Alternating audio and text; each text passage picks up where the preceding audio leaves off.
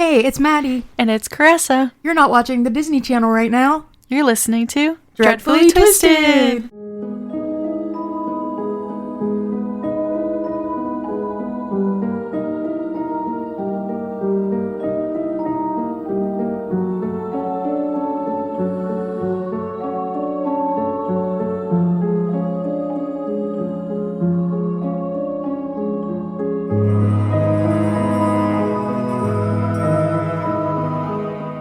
Dreadfully Twisted's back again. Dreadfully Twisted's back. Tell your friends, and family.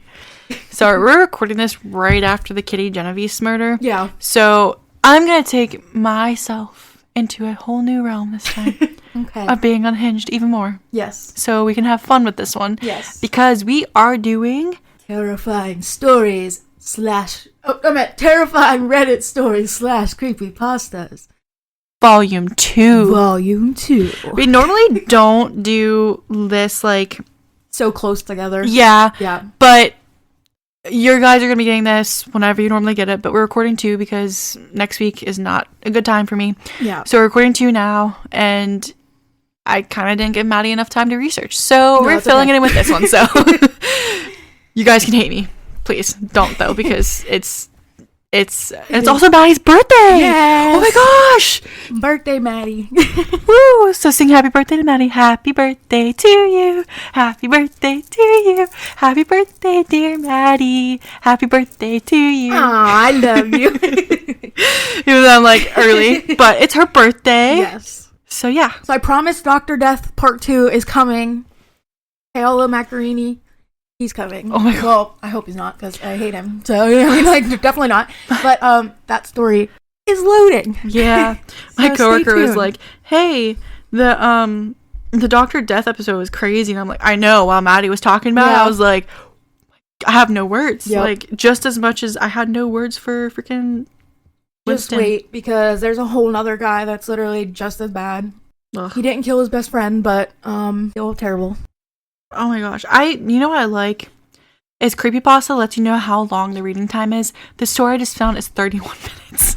Oh my god, I wonder how long the peeking wife was, because that was long. It was the most of the episode. It was so long. It was most of the episode. I was like reading it, I'm like, oh, how long was this? Because I literally sat there reading the whole thing, and I'm like, this is like the never-ending story. Never-ending story. Yeah, I don't want to read one that's 34 minutes. But go ahead, you can go. Okay. So, we shall just jump into it.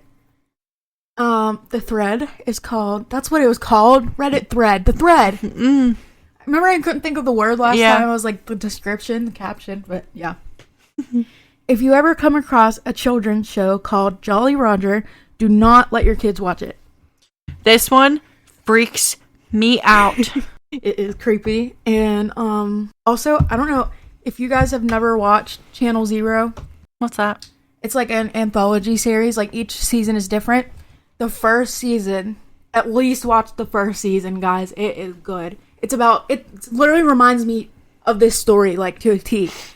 Almost, because it's like about a creepy kid show, and it's called Candle Cove. And it was like these like creepy little like puppet pirates on TV. And like every time the parents would come, they would just be watching like TV static or something. Like, it was weird. And like only the kids knew about it. Like, nobody else could see it or like know about it. And it was just so weird. It was creepy. It was I feel really like you good. sent me something on that before. Yeah, I probably did. It was really good. So yeah, just a little suggestion for you guys to watch. If you like this story, watch Candle Cove season. I can't remember if that's what it's actually called, but I'm sure if you look up Candle Cove, it'll pop up something. It will. Channel Zero, season 1. Woo! Okay. My 8-year-old son Ethan is one of those kids that is very hard to keep entertained and to keep occupied. Usually after school, he will beg me to watch some TV, and so I let him watch it for an hour. But around 10 minutes in front of the television, he is already bored. He then will move on to coloring in or some other form of arts and crafts, and that will sometimes keep him occupied for an hour or 2. This was the standard after school routine that was in place with Ethan. Well, that was until we discovered Jolly Roger. We first discovered the television show Jolly Roger when I was scrolling through a popular kids streaming service. We had already scrolled through many different kids shows, all of which Ethan wasn't interested in. But when the small image in the big red writing that said Jolly Roger showed up on the screen, Ethan immediately said he wanted to watch that show. I wonder if there's something in that only kids can see. Yeah. I'm sorry to cut you off. But No, it's okay. After like hearing this for like a second time. Yeah. I wonder, now I'm like wondering, after you said like the Candle Cove thing with like the static, I wonder if he wanted to watch it because it said something. Yeah. Or had something in the writing that only he could see. It's weird. Sorry, I didn't mean to interrupt you. No, that's okay. In my opinion, it looked like it might have been aimed for kids a bit younger than Ethan. But when I suggested that he chooses another show, he furiously stomped his foot and insisted that that was the show that he wanted to watch. I did have some work that I needed to do that day, but I decided that I would watch the first episode with him, just to make sure that it was okay for him to watch. Okay, so this one, they can actually see the TV show. Yeah, I think because they describe, Yeah. I was fairly certain that it would be, as it was under the kids category on the streaming service, but I guess I am just a bit of an overprotective parent. So we both sat next to each other on the couch and began to watch the first episode of Jolly Roger. A loud and happy song filled with trumpets and drums started playing as a man walked out onto the screen. He came from inside of a large pirate ship, which I guess is where the show got its name, and he walked up close to the camera as the words Jolly Roger flashed up on the screen. This man wore a long-sleeved purple shirt, black denim jeans, and he had a short and medium-length curly black hair that looked like little pieces of spiral pasta that emerged from his head. The thing that I noticed most about this man, though, was not his funny-looking hair, it was his smile. It was possibly the biggest grin that I have ever seen on anybody before. Nope. It reminds me of that movie we saw whenever we were watching movies last year, and we came across that one that the guy was like, just big smiles like that literally terrify me. Like, it's terrifying. No. You look like no human should be looking like the Cheshire Cat. Just like the peeking wife. Exactly. Ugh, shiver me timbers. His lips were open wide, revealing perfectly straight, white teeth underneath. There's also something uncanny about that. Yeah. Perfectly straight teeth. You know how people get like fake teeth and stuff? Yeah. It freaks me out for some reason. I know. It's like uncanny valley. Like, definitely. Sorry. I keep interrupting you. I have a habit of that. The corner of his lips were almost up level with his nose, and it almost looked like his lips were being pulled back in order to smile as wide as he was. I mean, it is wild. Yeah, it is wild. Definitely is. This man then began to talk. Hello, kids. Wait, hold on. Let me get my pirate voice on. Arg. He didn't say arg, but I said arg. Okay. Hello, kids. How are we all today? I hope we are all happy, he said, in an overly excited and over-the-top voice. My name is Jolly Roger, and I hope that we can all have a good time today. We will be singing, we will be dancing, and of course, we will be having fun. You guys would just see my face. You're like, no. Dead stare, like, no. just like that emoji. Literally. The skull emoji. This one, hold on. This one. Yes, literally. Wait, and this was me while reading The Peking Wife. Yeah. Just like that SpongeBob gif that you sent me after, like, what, that real heavy one. Yeah. The toolbox kill. Yeah. Toolbox kill. I always get those two confused. Yeah, that's why I was like, I need to take a second. I'm going to say this wrong. Yeah. Okay. I thought I was rereading that, but I wasn't. At this point, it seemed like the show was definitely going to be appropriate for Ethan. In fact, he was probably getting too old for this type of show. I did continue to watch the episode, and it continued pretty much how you would expect. Jolly Roger pulled out a guitar and sang some nursery rhymes. Then he began teaching some dance, and then he moved on into the arts and crafts portion of the show. In this episode, he was teaching the kids how to make a small pencil holder that the kids could take to school. Once the pencil holder had been built, using an old toilet roll and some stickers, Jolly Roger then said it was time for him to go. My time with you is now at an end, he told the viewer, his large smile still present. But before I do, we can't forget to sing the Jolly Roger song. Jolly Roger then began to sing a short song. I don't know how the song goes, so I'm just going to make it up in my head. Every day is happy, so don't be a grin dodger, so smell big and wide, just like Jolly Roger. Just, no. Why would that be, like, terrifying to watch? You can see my face, I'm like... I know, he's like... I'm just like, ugh. He sang while waving to the camera. Jolly Roger was right, though. He did smile big, and he did smile wide. That was the one thing that didn't change throughout the whole episode. He never once stopped smiling. That big, wide smile never disappeared from his face. Once the episode was finished, I decided that it would definitely be safe for me to leave Ethan alone to continue watching Jolly Roger. I had some work to do, and Ethan seemed more than happy sitting there watching the show, which I guess was strange. He normally would just sit there and watch more than one episode of the show before he grew tired of it and found something else to do. But there he was. He was sitting perfectly still on the couch, eyes glued to the television. This was a good thing, I thought. It meant that he was entertained and would allow me to get a few moments of peace to get on with work. I got up from the lounge and told Ethan I was heading to the kitchen, but he didn't respond to me. He was just focused on one thing, the television. I didn't think too much of it and left the lounge room and headed out to the kitchen and began to do some work. I guess I lost track of time because before I knew it, 2 hours had passed. I hadn't heard a peep out of Ethan, which was unusual, so I guess I got distracted by my work and had forgotten to check on him. I got up from the seat in the kitchen and went back to the lounge room and found Ethan. He was still sitting in the same spot where I left him, his eyes still transfixed onto the TV. I went and grabbed the remote and paused the show and told him that it was time for dinner and that he would have to watch more of it tomorrow. He didn't protest or get mad. Instead, he just said, okay, and got up from the lounge and headed to the kitchen. As he was leaving the room, I glanced at the TV and saw that he was already on to episode 6, which is much more than he will usually watch in one sitting. We ate dinner together like normal, and then I spent the rest of the night helping Ethan with his homework. It was a pretty normal night. Everything seemed to be fine until it was Ethan's bedtime. I sent him to brush his teeth, even though he claimed he didn't need to, and that his... I think they messed that up. He just claimed that his teeth were fine, and while he was brushing in the bathroom, I went into his room to get his bed ready for him. I needed to tuck his quilt under his bed, and so I bent down to tuck it in. As I bent down, I noticed something sticking out from underneath his bed. It was only out just an inch, so I couldn't quite make out what it was. I reached out and grabbed it and pulled it out from under the bed.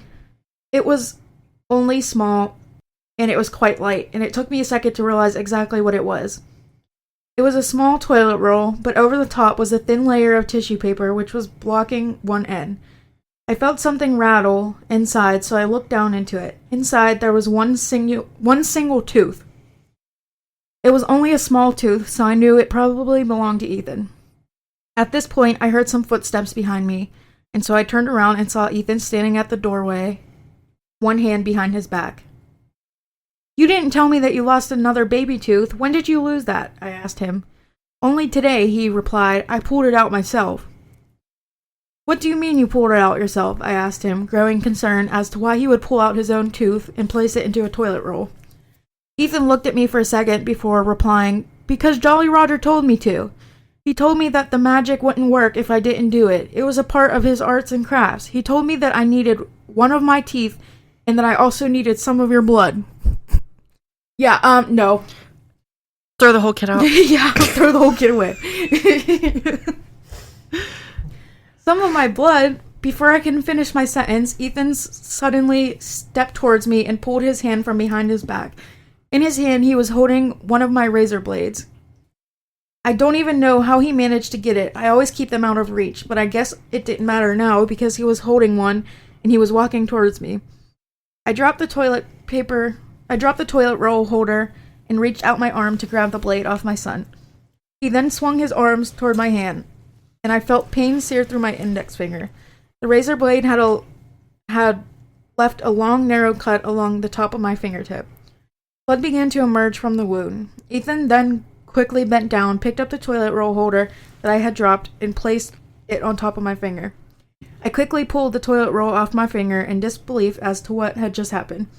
Ethan then reached out his hand that was holding the razor blade like he was giving it back to me. I snatched it off of him and began to berate him. Yes, that means yelling at him. Yeah, berate means yelling. Maybe I was way too harsh on him, but I gave him a strong and probably quite loud talking to. He seemed upset, like he was remorseful for what he had done.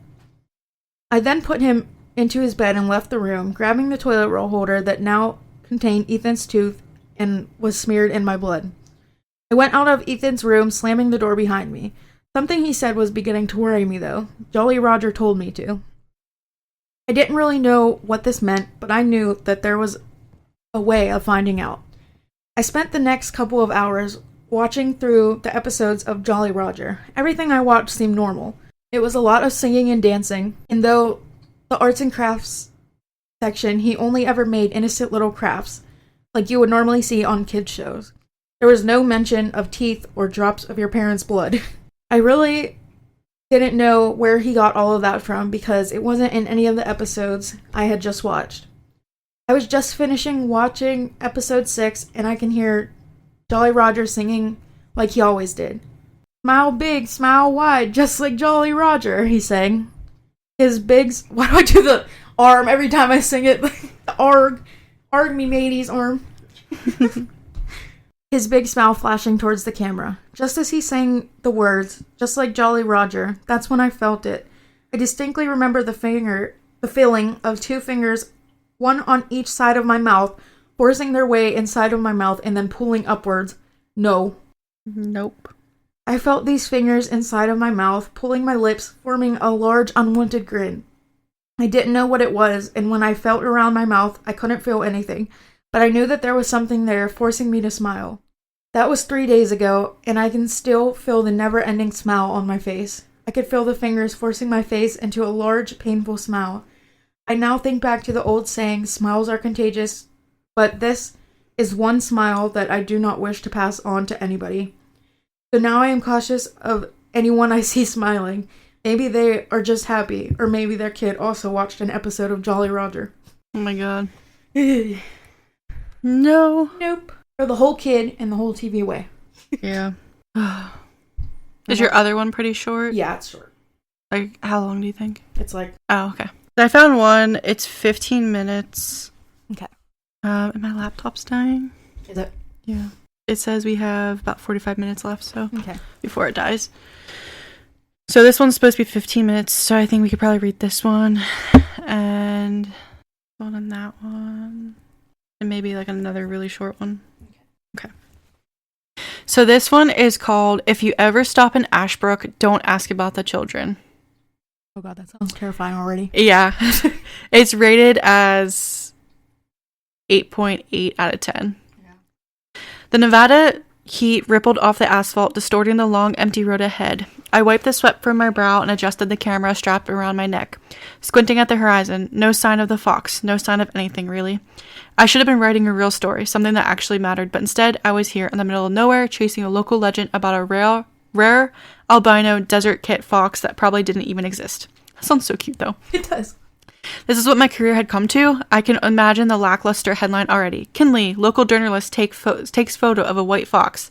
How exhilarating. I'm a small-town journalist. I'm barely scraping by. A handful of articles on local events, a few dry interviews with our mayor, and nothing that anyone outside my town would ever care about. There was no money in it, no future. If I had the funds, I'd taken in the risk and moved to the city by now, but where stories actually happened. But I wasn't just stuck here. I was needed here. My mother had been slipping away for the last 7 years, and I was the only one left to take care of her. My only sibling, half-brother, was gone, buried 6 feet under the dirt after he took his own life in 2019. I did not know that. I'm sorry. Trigger warning. Sorry. He was never recovered after his 5-year-old oh my gosh. Okay. He never recovered after his 5-year-old son Jackson died from some rare blood disorder. He tried all sorts of strange treatment options, never divulged the details, but I knew he tried every method possible. Doctors called it an anomaly, just one of those things. I called it a goddamn nightmare. Rent was due next week. My savings were a joke. If I didn't land something soon, anything, I was screwed. A viral photo of the elusive white fox wouldn't change my life, but it might buy me a little bit more time. And then I saw her. A lone figure in the distance, walking straight down the middle of the road. No car, no supplies, nothing but a slow, dragging gait and the sweltering heat passing down on her shoulders. I frowned. The whole nearest town... That's just not what that said. The nearest town was 30 miles away. She shouldn't have been here. As she neared, I got my first clear look at her. A woman in her 70s, maybe older. Her clothes were stained with dust and sweat. Her arms thin and sinewy. Her skin burnt and peeling like old parchment. Her hair clung to her forehead, dark with sweat, and something about her felt wrong. My eyes landed on a faded panda tattoo on her arm. It was amateur work, the line shaky, uneven. I grabbed my canteen and jogged toward her, holding it out. Hey, take this. You need water.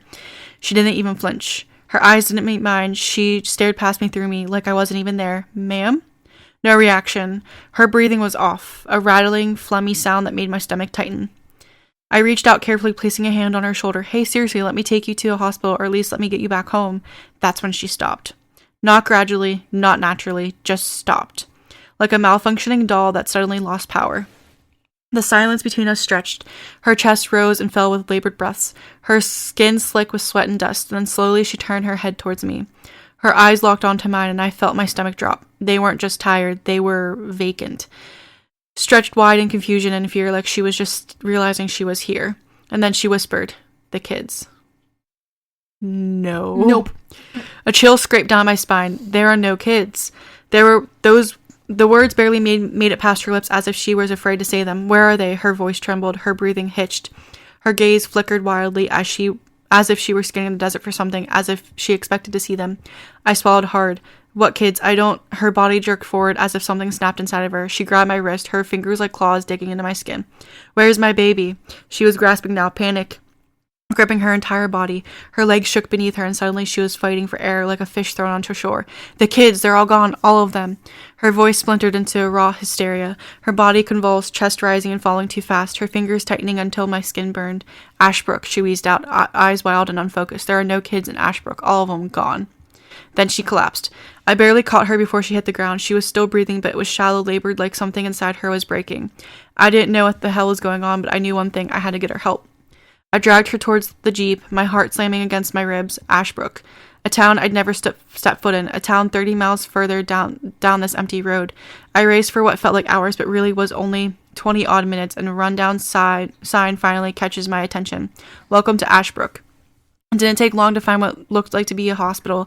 I whipped the jeep into the parking lot, slammed it into park, and bolted for the front door.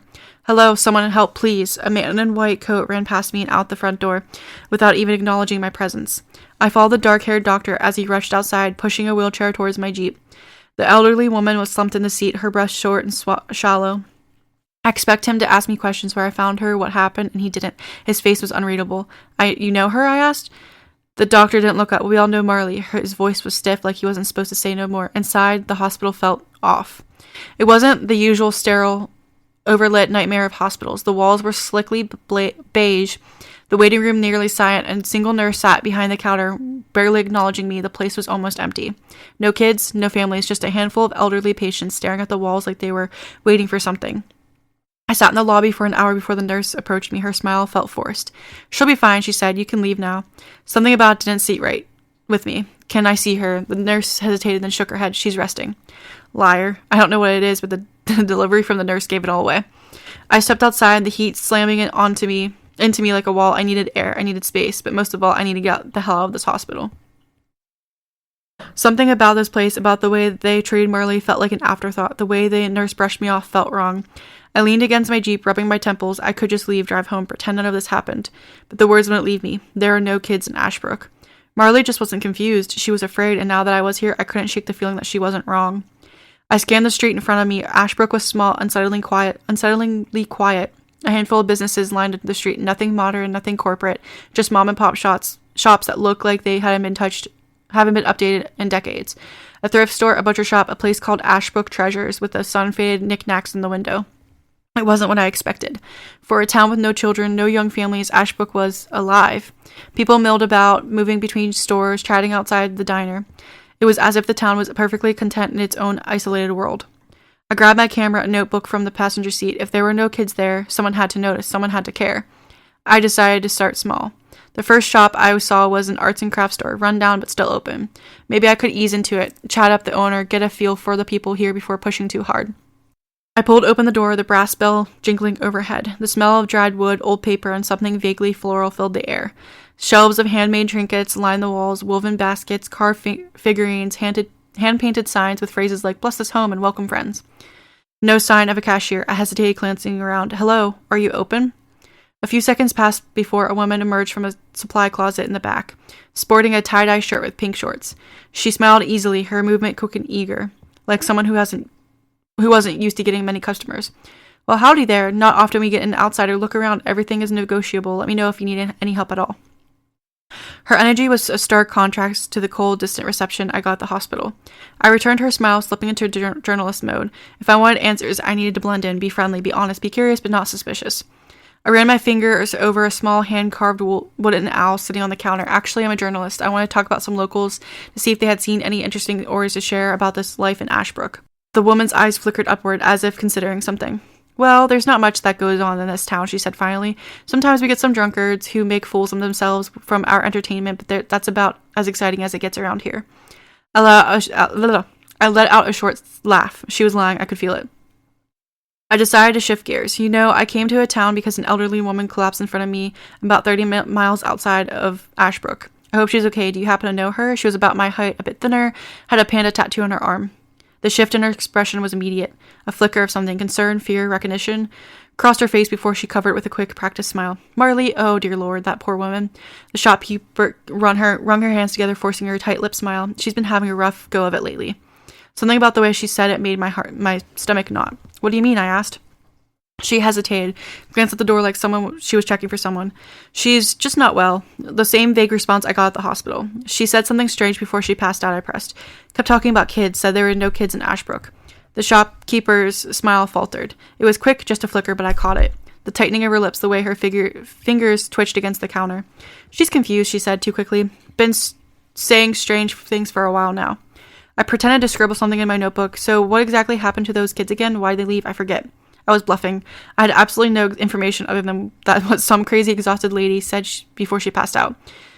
Her hands stilled against the countertop. "They never left. Just gotta pass their trials." The words left her lips softly, like a reflex something she said 1,000 times before. My stomach twisted. "What trials?" The shopkeeper's eyes snapped up, like she just realized what she said. She forced another smile, too wide, too strained. "Oh, just an old saying. Anyway, like I said, pick anything you like. 40 discount for the outsider." She turned, grabbed something from a nearby shelf, a handmade doll. It was disturbingly realistic, the fingers too small, the glass eyes too bright. "A gift," the shopkeeper had said. I didn't feel like one. "My son made this one a long time ago, but I'd like you to have it."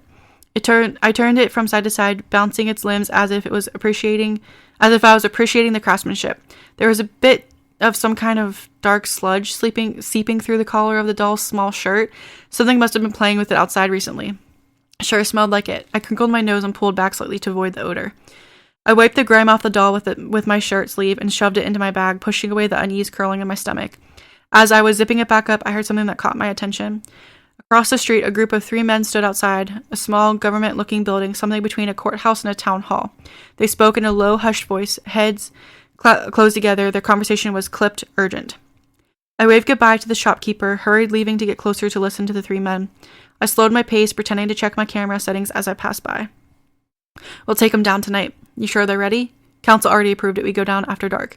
A sharp silence followed. I looked up. They were staring at me. All 3 of them still silent, their expressions blank. My pulse kicked up. I forced a casual smile, tapping my camera. "Cool old building," I said, gesturing towards the town hall. "History buffs love this stuff."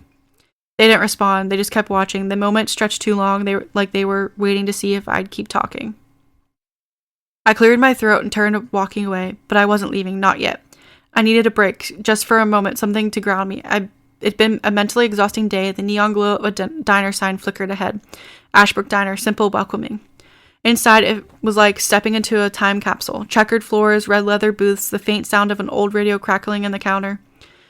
A handful of locals sat at the counters, their conversations quiet. A waitress, middle-aged, kind smile, approached me.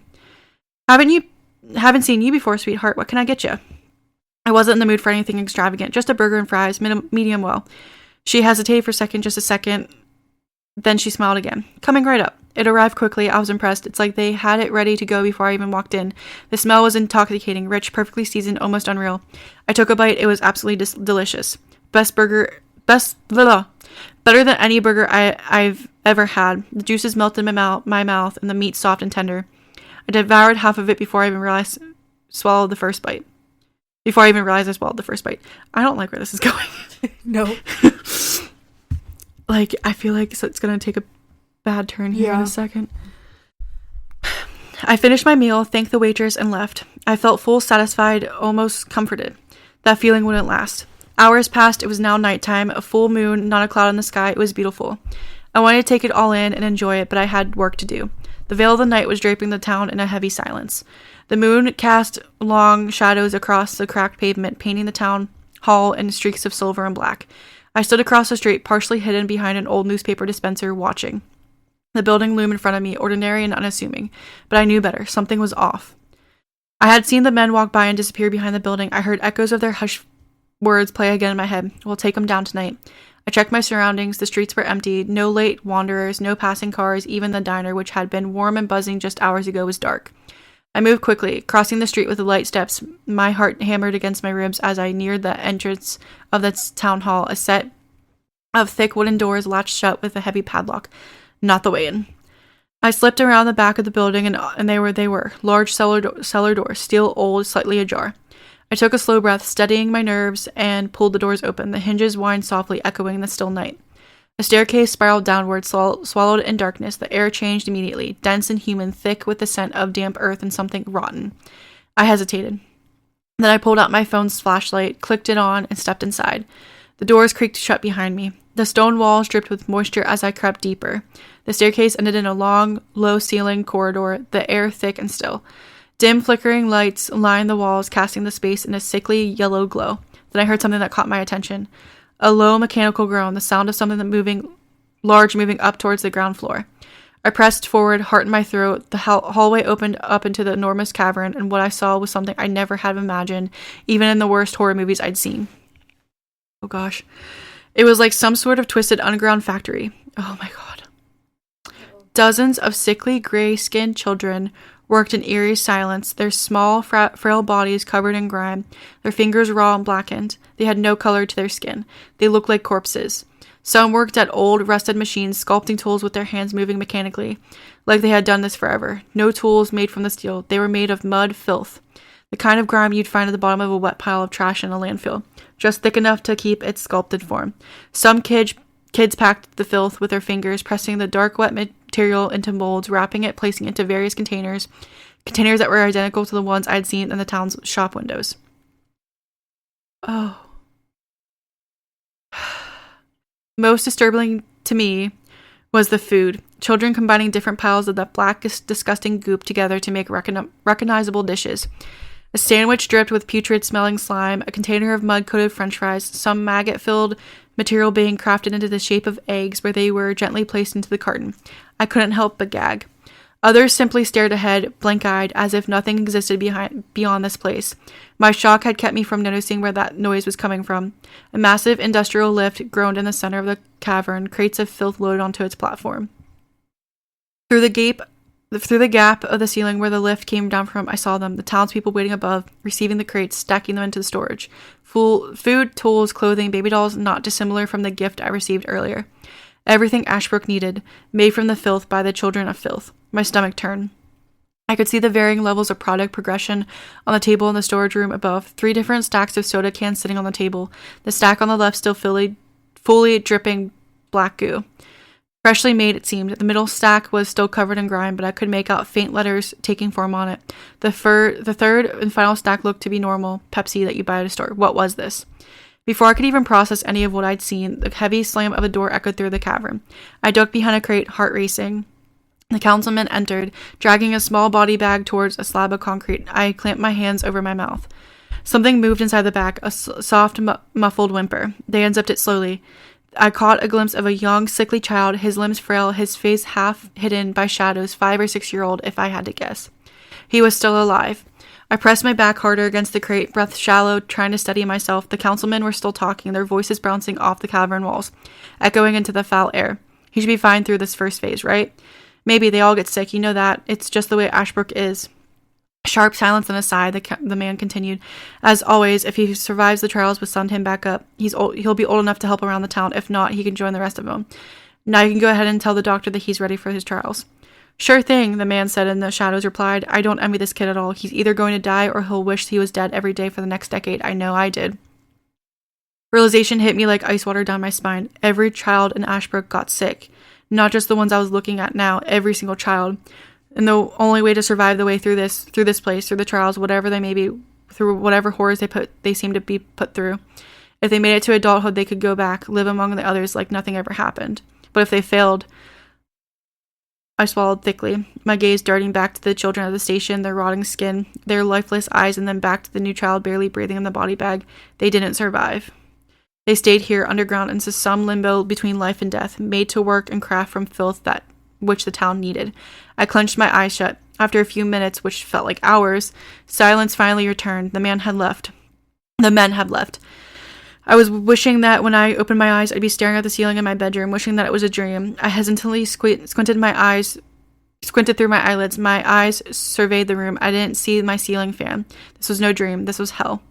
I was at a loss. Panicked, I looked around me, trying to find some magic answer or solution. Instead, my sights landed on a familiar figure. My stomach dropped, but my heart skipped a beat. Oh no. A small boy working at one of the stations, his tiny fingers pressing dark material into a small box branded with Ashbrook logo. He looked sickly and gray like the rest of them. There were wounds on his face and arms. They looked infected like they hadn't been treated for months. Pus was oozing from them, as well as his ears, eyes, and corners of his mouth. My throat closed and my eyes watered. Jackson. That's Jackson, my nephew. That's impossible. Jackson was dead. I'd been to his funeral. I know he was dead, yet here he stood, defying all human logic and reasoning. Had my brother taken him here for a cure? Why would he be here? The boy was still 5 years old, frozen in time. He turned his head and his eyes met mine. Wide, recognizing. Jackson? I whispered. His breath hitched. A flicker of something human returned to his face. Then, like something inside him snapped, he looked away and kept working, as if he wasn't allowed to acknowledge my presence. Before I could process any of what was going on, the councilmen's voices could be heard coming back down. They dragged yet another body forward, not in a bag this time. I saw her face. Marley. She was dead, but wrong. Her skin sagged, spitting at the seams, her panda tattoo hardly recognizable. Vile liquids were oozing from her mouth and eyes. Her body twitched, giving the illusion of life, but I knew better. Nobody could look like that and still be breathing. I watched as all the children turned their heads, their eyes locked onto Marley. Slight smiles grew as if they put down their work and limped right past me, straight to Marley. They reached down, tearing into her flesh, eating whatever was within reach of their small hands. The councilman watched in disgust. She slipped through the cracks, huh? One man said, half laughing. The other man responded more seriously. No, she was born here. You're too young to remember. Her parents took her out of town before the trials. She was sick, but they thought they could get her help somewhere else.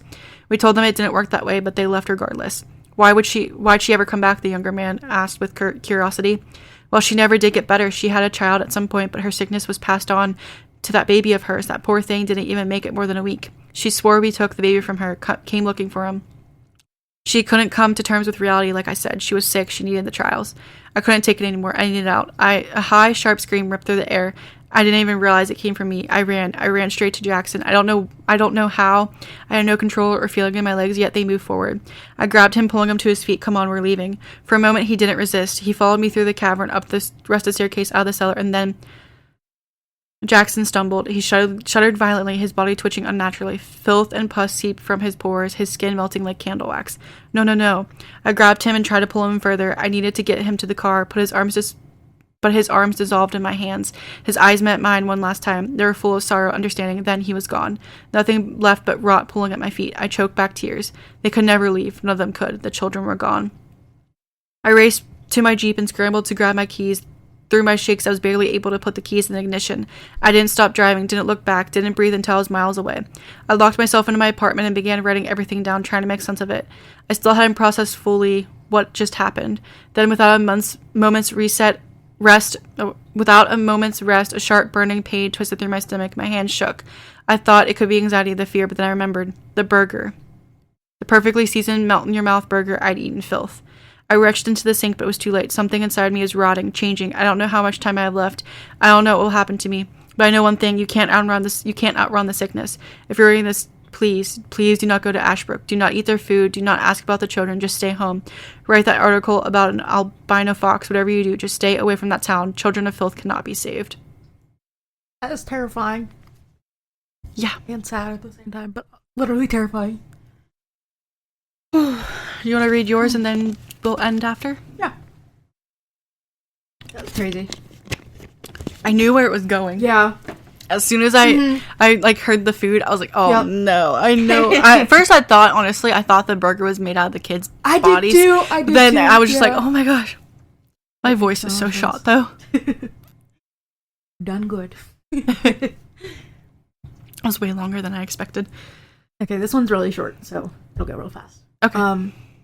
Skinwalker Sighting. A true horror story from the Southwest. No. I've always been a skeptic. Ghosts, aliens, monsters. They were all just stories to me. But after what I experienced in the Southwest, my perspective on the unknown has forever been altered. I was on a road trip with my best friend Jake. We had decided to take a detour through the Navajo Reservation in Arizona, mainly because of the scenic beauty and the rich history of the area. We had heard tales of skinwalkers, but we laughed them off. They were just myths, right? Right? I hope. Our first day on the reservation was uneventful. We visited a few local spots, interacted with some of the locals, and set up camp near a canyon. As night fell, we sat around our campfire, sharing stories and enjoying the serenity of the desert. Around midnight, Jake decided to turn in. I stayed up, mesmerized by the stars. The Milky Way stretched across the sky, and I felt a profound sense of peace. That is, until I heard it. A low, guttural growl echoed through the canyon. I froze, thinking it might be a coyote or a mountain lion. But then I heard a voice. It was distorted, as if someone was speaking through a broken radio, but it was unmistakably Jake's voice. "Come here," it beckoned. Confused, I turned to our tent. Jake was sound asleep. Nope. Nope. Run back to the not. tent. Absolutely not. The voice called out again, this time from the opposite direction. Nope. I would literally cry and scream and throw up and leave. In that order. Never go back. I grabbed a flashlight and shined it towards the source. What I saw will haunt me forever. Standing on a ridge was a figure. It looked like a man, but its limbs were elongated, and its eyes glowed a sickly yellow. It wore tattered clothing, and its skin was a mottled gray. But the most disturbing part was its face. It was Jake's face. I stumbled back, my heart racing. The creature mimicked Jake's voice again. "Come here." It took a step towards me, its movements jerky and unnatural. Ooh! That just shivered me timbers. If something's moving jerky and unnatural, I'm literally gonna run. Yeah. Run and never look back. Yeah. I bolted to the tent, shaking Jake awake. "We need to go. Now," I hissed. He looked at me, confused, but the urgency in my voice spurred him into action. We packed up as quickly as we could, the creature's voice echoing around us, mimicking our voices, our laughter, our conversations from earlier. As we sped away in our car, I glanced in the rear view mirror. The creature stood in the middle of the road, watching us, its yellow eyes glowing in the darkness. We didn't stop driving until we reached the nearest town. We checked into a motel, and I spent the night researching skinwalkers. The legends said they were witches who could take the form of animals or people, using their voices to lure victims. I don't know what we encountered that night, but I do know one thing: the stories are real. The Southwest is beautiful, but it holds secrets that are beyond comprehension, and I'll never set foot onto the Navajo reservation again. To all of you reading this, please be careful when you venture into unknown territories. Some legends are rooted in truth, and some nightmares are very, very real. I literally would not even know what to do in that situation, other than cry, scream, throw up. I might freeze and be like, okay, it's gonna kill me. Yeah. That's terrifying. So no times 3. No times 3. Every story was a nope. Absolutely not. Yeah. On that note, we're gonna end because my laptop's at 12%. Okay, we made it. No, we made it. Yeah, I thought it wasn't gonna make it. I was like, we're gonna lose this episode. But yeah. So we recorded 2 back to back. So my laptop's like dying. It's like on my last breath. Yeah. So we'll see you guys next week, and we love you. Please love you. Keep listening to our lovely voices. And be a good person. Yeah. And if you hate our commentary, sorry. I'm never going to live that down. No. We're funny, yes. Okay? I'll be confident in that. So yeah, if you would like to go to our Facebook, TikTok, or Instagram at Dreadfully Twisted Podcast, please go there. You can see us post all the cool stuff. And I've also been thinking about maybe posting like actual videos of like a brief synopsis of what we talk about, like a case. I don't know. I might do that. I don't know. So what happened to my voice? My voice went weird. So yeah, please go there, and you can listen anywhere you listen to podcasts. If you want to send us your stories, true crime, or paranormal, you can email us at dreadfullytwistedpodcast@gmail.com. You can go to our Reddit page, r/dreadfullytwistedpod, or you can go join our discussion group on Facebook called Dreadfully Twisted Podcast Discussion Group. And if you rate us, please give us 5 stars. And yeah, please share the podcast with your friends and family. And we love you guys. We love you. Thank you for listening. Yes, thank you. We appreciate you. We do. And I'm going to end now because my computer is at 11%. Bye. That was very high pitched. I was going to say, I was like, that was very high pitched. I didn't think I could go that high.